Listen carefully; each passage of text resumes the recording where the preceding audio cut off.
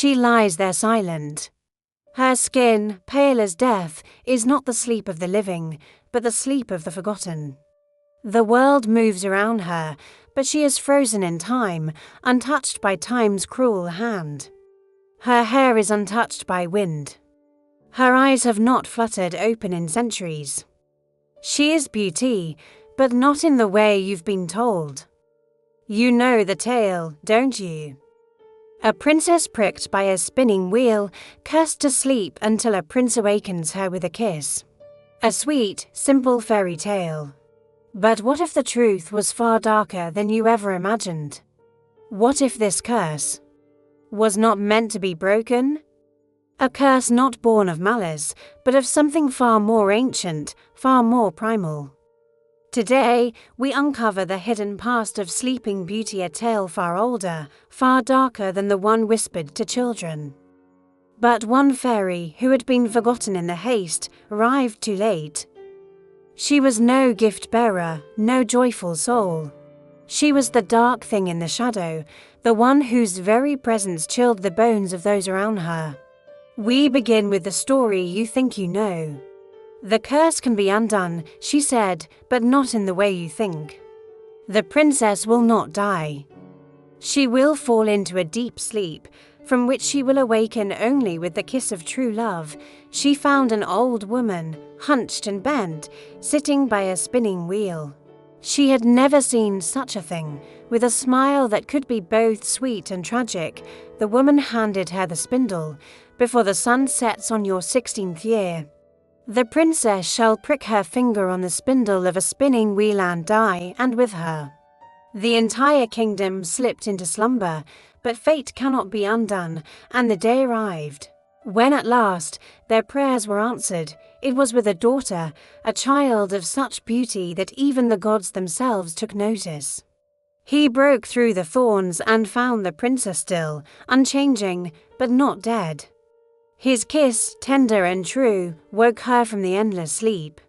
An age before time itself knew the hands of clocks and calendars. And in this ageless realm there stood a kingdom. The castle was sealed. And for 100 years it stood as a monument to time's cruel, unyielding nature. In 1634, the writer John Bautista Bossel told the story in his collection Pentamerone, but his tale was far darker, far more cruel. Talia, after pricking her finger on a spindle, falls into a deep slumber. But when a king stumbles upon her, he doesn't simply kiss her. Instead, he rapes her. But as something much more ancient, filled with themes of control, power, and violation.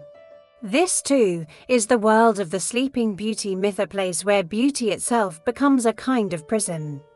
She becomes pregnant in her enchanted slumber, and only when the baby she carries stir, sucking her finger, does she awake. This question has haunted folklorists and mythologists alike. It's a tale about the cost of beauty, the weight of fate, and the passage of time. Perhaps most chilling of all, it suggests that even the most seemingly innocuous of stories can be hiding something far more sinister beneath the surface. There, the princess's name was not Aurora, but Talia, and her fate was sealed not by a simple prick of the finger, but by a more twisted and tragic chain of events. And as we delve deeper into history, we uncover even darker truths that will shake the foundations of everything you thought you knew about this ancient myth. Its beauty was beyond words, a place where all seemed well under the rule of a beloved king and queen.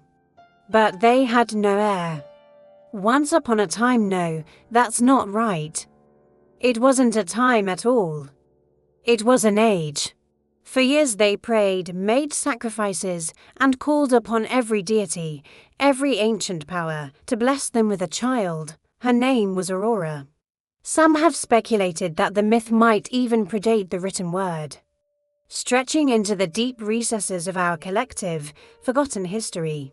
The deep, unyielding sleep of the princess, the impenetrable thorns surrounding her, the years of waiting, all could be symbolic of nature's cycles, the long winter months when life lies dormant. waiting to return with the spring in these early versions of the tale. The curse was not something evil, but something inevitable and unavoidable passage through death before the rebirth.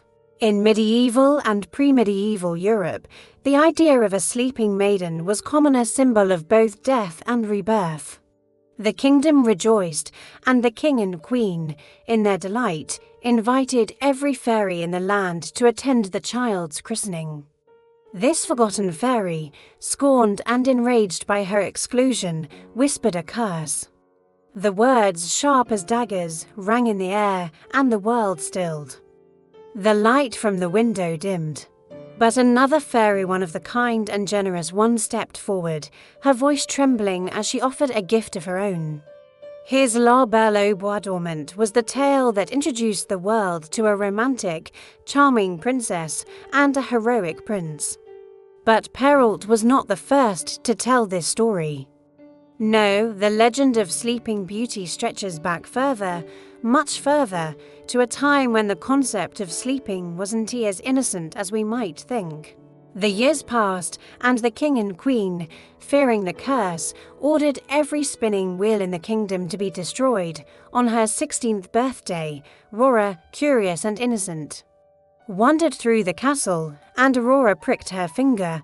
The curse took hold, the world around. Her paused frozen, locked in place by the dark magic that had been cast upon her. The princess fell. The king and queen wept, but their grief was nothing compared to the sorrow that held the land in thrall, until, at last, a prince came, handsome, valiant, full of hope. The spell was broken. And all was well, but was it? Was the curse truly broken, or was there something deeper? Something darker that has yet to be understood.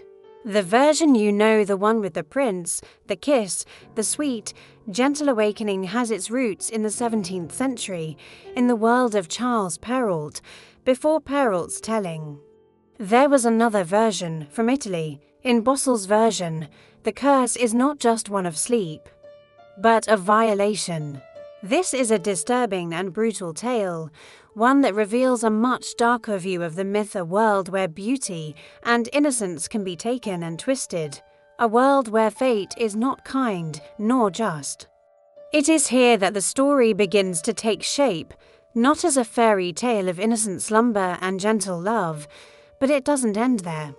Even before Bossel's telling, the seeds of this myth could be traced back to earlier centuries. The earliest roots of this myth may well have been linked to pagan rituals surrounding death, fertility, and renewal. But who cast the curse, and why? Was it a malicious fairy, or was it nature itself, in all its terrifying, indifferent force?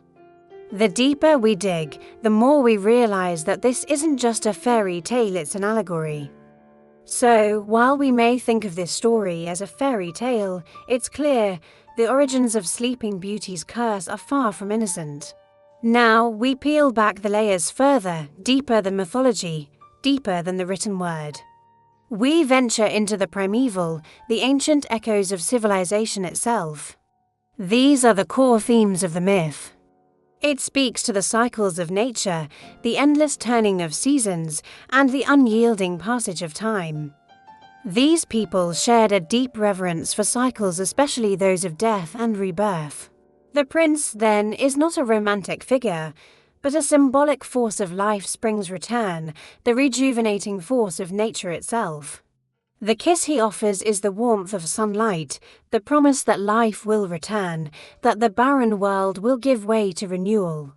Inanna's descent and awakening mirror the cycles of life and death, a rhythm that beats through the myths of many ancient cultures. This idea of a sleeping maiden can also be traced back to the sacred rituals of fertility cults in the ancient world. In these rites, the sleeping maiden was often a symbol of the land itself, her slumber mirroring the death of the earth during winter. The kiss, or awakening, represented the return of fertility, a promise that life would flourish once again. How did the rich, potent symbolism of death and renewal transform into the fairy tale we know today? These goddesses are not mere figures of passive beauty. They represent the primal forces of existence, life, death, and rebirth in these early myths. The princess's sleep was not merely a passive curse to be broken by a male hero, but a sacred moment in a cycle. She is the land itself, held in the grip of winter, awaiting the kiss that will awaken her from the cold. The prince, with his kiss, is not a simple hero. He is the agent of change. The force that breaks the stillness and brings forth life, but only through a deep and intimate power that comes with both creation and destruction. The awakening wasn't just about rescuing a damsel in distress, but about renewing the sacred, cyclical relationship between life and death, between man and earth. What if, in breaking it, we disrupted something far older, far more sacred than we could ever understand? But in its deepest form, it speaks not only of beauty and innocence, but of something much darker, the inescapable cycles of life. What does it mean to know that Sleeping Beauty is not merely a story of innocent slumber, but a story of a world struggling to reconcile life and death, power and submission? A story of ancient rituals lost to time, but still alive in the bones of our collective psyche. Death and rebirth, the price of beauty and youth, and the forces that would seek to control or corrupt them. And we are forced to confront this chilling thought. The kiss of true love could symbolize the union between the masculine and feminine, the conscious and unconscious, the material and spiritual worlds in their myths. The maiden in sleep often represented the earth itself, fertile, dormant, awaiting the touch of the spring sun to awaken her from the cold slumber of winter. But what if we told you that these ideas stretch back to the very dawn of civilization?